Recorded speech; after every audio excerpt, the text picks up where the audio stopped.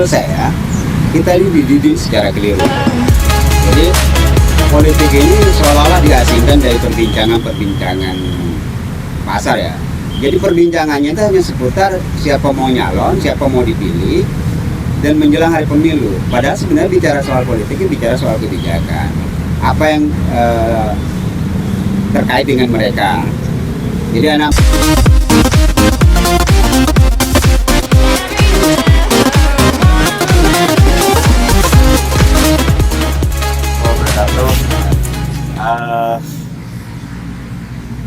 Selamat pagi, Bang. Saya kalau ngobrol sama beliau tuh biasanya yang serunya itu jam 10 malam ke atas biasanya. Dan terus sampai lebih fresh ya. nggak tahu ya, lebih keras ya kalau malam-malam tuh. Mungkin pengaruh kopinya juga gitu. Nggak tahu deh, kalau ngobrol malam itu bisa kemana-mana, bisa seru gitu. Dari mulai ngomongin orang sampai ngomongin negara. Gibahin negara. Oke, jadi ini serial diskusi di Payung University dan kita bakal ngobrol sama Bang Rahmat yang hari ini sudah banyak orang dengar kalau beliau juga ingin masuk ke dalam politik secara praktis ya, mencalonkan diri sebagai dewan di kota Metro. Kalau yang di Metro mungkin sudah banyak dengar, dan saya rasa ini poin menarik ya, kalau misalnya gagasan baik itu harus menemukan manusianya, harus menemukan orangnya. Jadi kita akan gali perspektif beliau dari diskusi di pagi hari ini. Ini kebetulan latarnya, ini kita nyebutnya apa nih, Pak? Mereka menyebutnya tugu metro. Dan kebetulan air mancurnya baru dihidupin ya, jadi ada suasana ricik gitu. Oke Bang, saya tuh tertarik ya, karena kalau ada sebuah kita diskusi tentang bagaimana pemuda literasi dan partisipasi politik mungkin ya. Saya tuh tertarik kalau ngomongin tentang politik itu kan kita ngomongin tentang ruang ya. Dan kalau dikaitkan dengan generasi muda, milenial, kemudian sampai Gen Z sekarang ya, Gen Z sekarang itu, maka ruang mereka itu kan adalah di sosial media ya. Yang menjadi poin yang menarik bagi saya itu adalah kalau ada tokoh politik ya, yang menyampaikan sebuah gagasan, kemudian dia direkam dan disebarluaskan, itu menjadi perbincangan anak muda itu mudah sekali. Entah itu lewat TikTok, entah YouTube, mereka jadi komen. Apakah Abang menilai ini sebagai peningkatan dari segi kualitas partisipasi anak muda di ranah politik itu sendiri? Bisa jadi, karena mereka sudah terlibat membincangkan negara ya, dalam arti luas. Jadi ada banyak hal yang memang harus terlibat. Karena menurut saya kita ini dididik secara keliru. Jadi politik ini seolah-olah diasingkan dari perbincangan pasar ya. Jadi perbincangannya itu hanya seputar siapa mau nyalon, siapa mau dipilih, dan menjelang hari pemilu. Padahal sebenarnya bicara soal politik ini bicara soal kebijakan. Apa yang terkait dengan mereka. Jadi anak muda ini kan juga punya masa depan. Karena dia dipisahkan, anak muda, kamu masih terlalu muda tuh ngomongin politik atau terlibat di politik. Makanya kita akhirnya mencari figur itu menjadi sangat susah kan. Seharusnya era 30-an udah ada muncul bibit-bibit anak muda menjadi pemimpin. Tapi karena seolah mereka teralienasi dari isu itu, ya akhirnya menjadi kendala kan. Umur 30 itu seolah-olah baru layak gitu. Mestinya kan dari sejak kecil ya. Soal literasi ini, karena saya mengalami gitu ya, membiasakan anak membaca pada usia SMP SMA itu udah sangat telat. Dia akan kesusahan sekali. Jadi dari mana mulai? Dari kandungan sebenarnya. Makanya ada yang ada kalau dulu dalam cerita nenek moyang nenek kita ya, kadang kan ada orang tuanya yang ngajak ngobrol tuh masih di kan. Lahir, mereka entah ngerti atau tidak, mereka diceritakan dongeng. Nah itu harus dihidupkan kembali. Dongeng ini bukan nggak punya pengaruh secara genetik ke pemikiran mereka, bisa dibuktikan secara sains juga. Nah, kalau mereka terbiasa diceritakan soal cerita masa lampau, cerita soal kepemimpinan negara gitu, walaupun itu cerita-cerita kerajaan, cerita-cerita legenda, maka akan terbangun tuh, terekam dalam persepsi mereka pelan-pelan ya. Ya, mereka tidak mungkin lahir langsung canggih ngomong politik gitu ya. Nah, menurut saya cara pikirnya harus, mindset ini harus diubah. Isu-isu politik dalam pengertian yang lebih luas itu sudah diakrabkan dengan anak muda, didekatkan dengan anak muda. Sehingga umur 20, 25 tahun, mereka dekat sebagai pemimpin politik di level mereka ya. Jadi ada beberapa orang yang ternyata itu udah jadi duta sejak SMP, duta anak gitu. Yang mereka bicara soal kepentingan anak.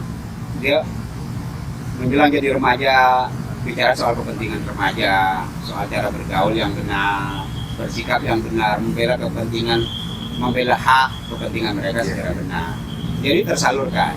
Karena politik ini sebenarnya cakupannya luas, hampir tidak ada sisi kehidupan yang bisa dipisahkan dari politik. Ya, salah satu perbincangan anak muda di sosial media itu, ini bentuk partisipasinya itu kan. Contohnya kayak gini bang, ada tokoh politik, ada figur politik, dia itu pidato agak panjang dikit. Itu jadi omongan tuh bang. Iya. Agak panjang dikit. Seakan-akan anak muda ini punya standar kalau ya lu ngomong gak usah panjang-panjang deh gitu. Yang penting intinya apa, terus gue juga ngerti kok apa maksud lu gitu. Itu satu.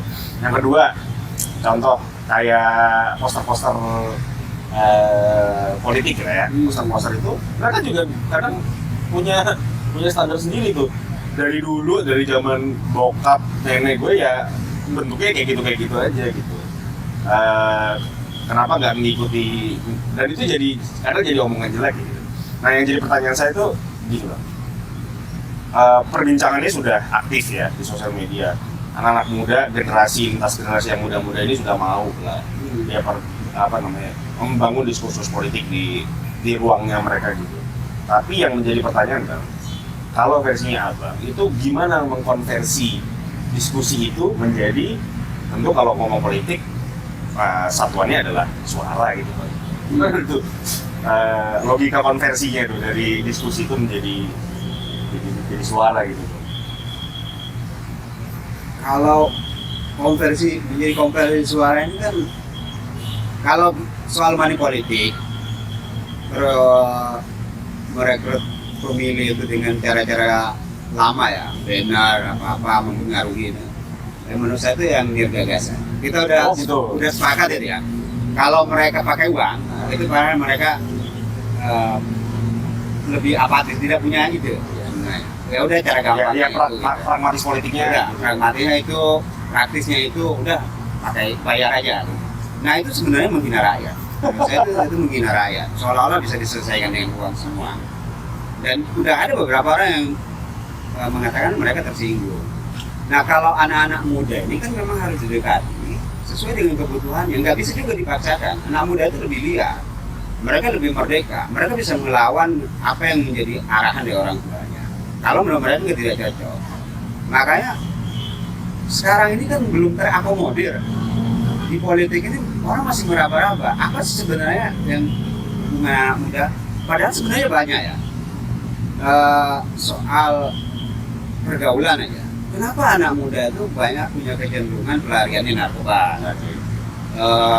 tawuran, kekerasan, atau nikah muda gitu. Dunia mereka itu kan direnggut oleh orang-orang dewasa, orang-orang tua ya.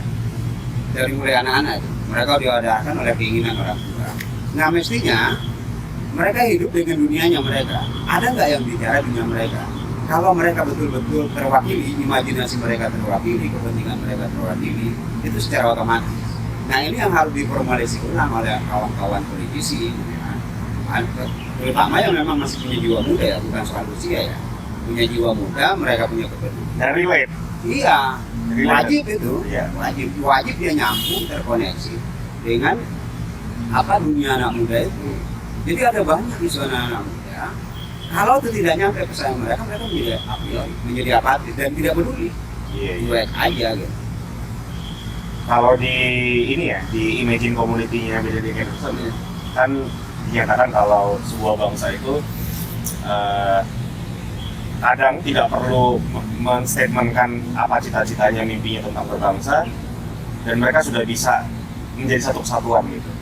Nah saya lihat di era sosial media sekarang ini, kan anak-anak muda ini kan saling tidak bertemu ya. Mereka tidak berdiskusi di satu forum yang seperti apa gitu. Mereka hanya bertemu di ruang namanya kolom komentar ya kan, balas-balasan di situ gitu.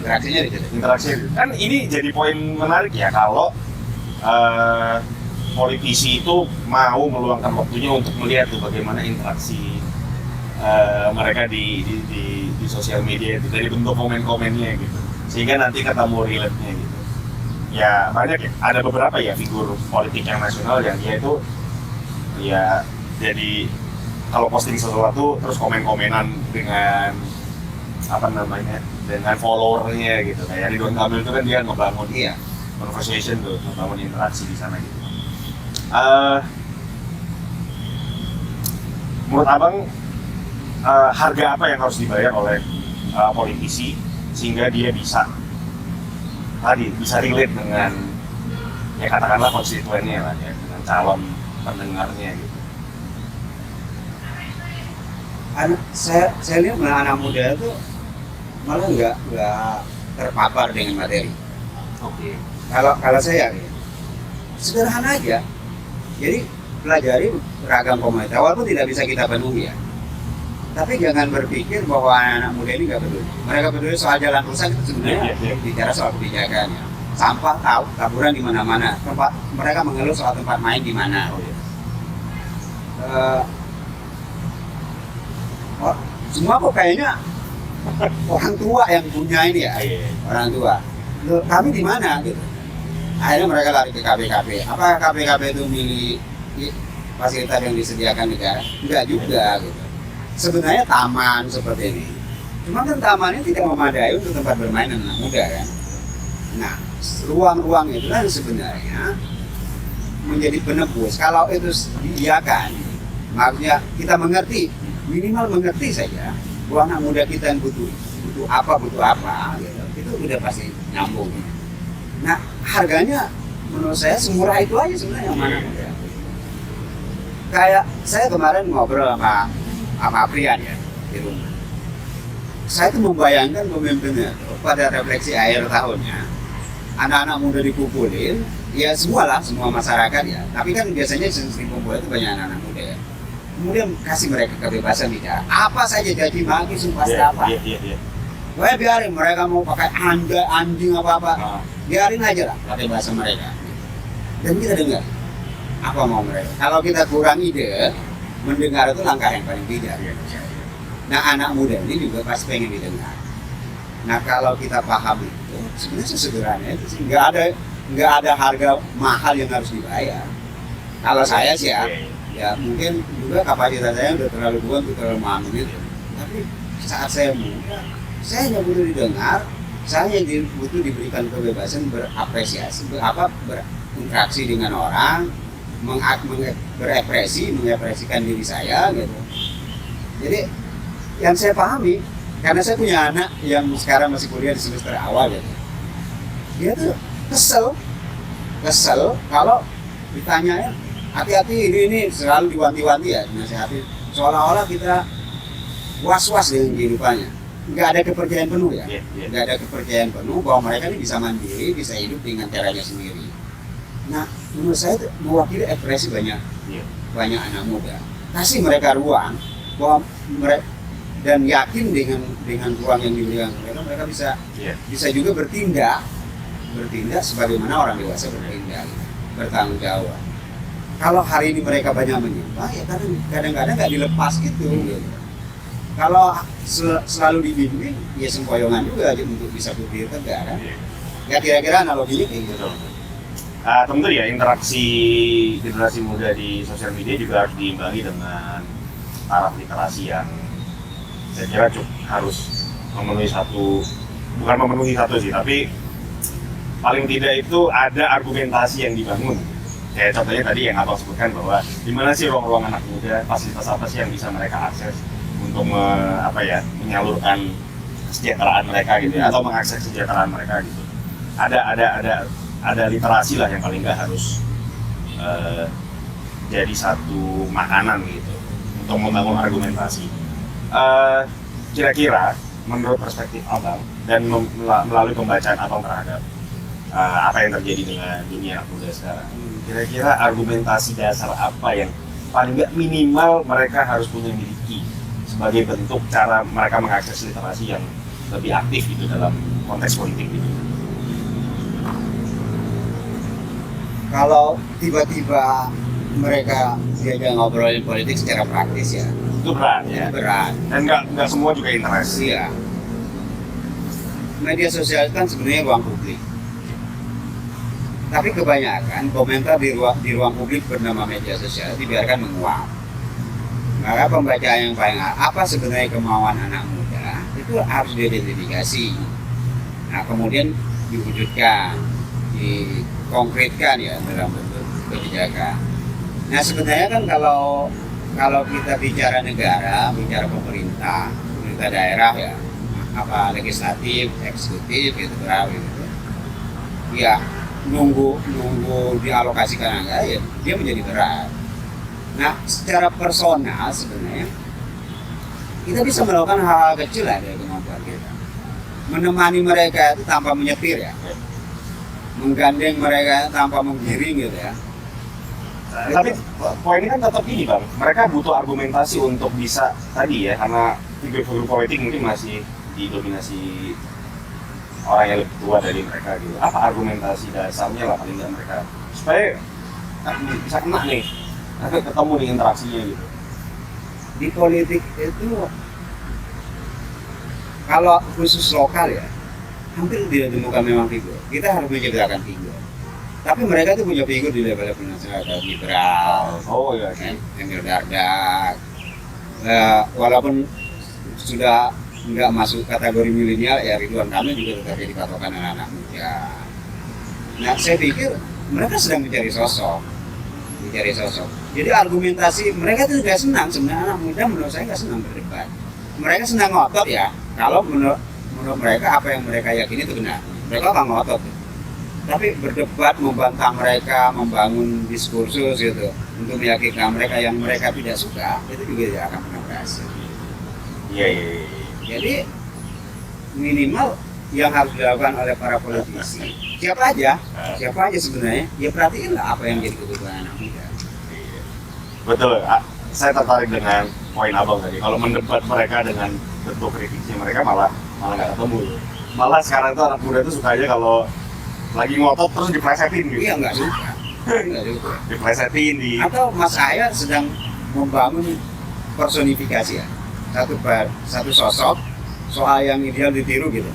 Mau sekuat apapun membangun argumentasinya, mereka nggak yakin. Iya. Nggak juga teman. Iya.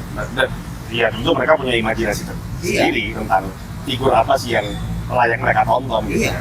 Bangun profil tentang saya gitu. Ini sosok anak muda yang bisa jadi kita tidak nggak bisa. Nggak bisa juga. Nggak bisa. Jadi mereka nggak butuh argumentasi terlalu muluk-muluk ya. Makanya saya bilang yang paling penting dipelajari adalah track record. Iya. Rekam jejak. Di mana mereka berbaur, orang-orang yang akan jadi sosok itu. Itu yang sebenarnya penting. Ya. Oke, sebagai penutup, makasih Bang Rahmat. Sebagai penutup, saya jadi teringat satu prinsip di dunia marketing ya. If you sell to everyone, you don't sell to anyone.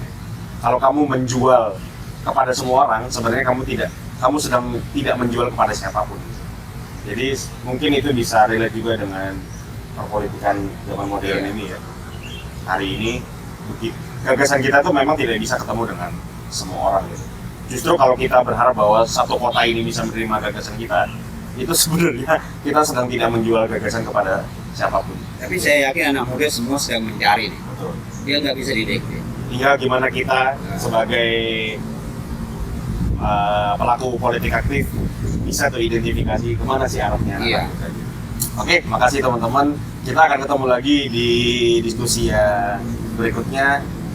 Stay tune di YouTube yang nggak terlalu terkenal ini. Salam Payungi ya. Terima kasih.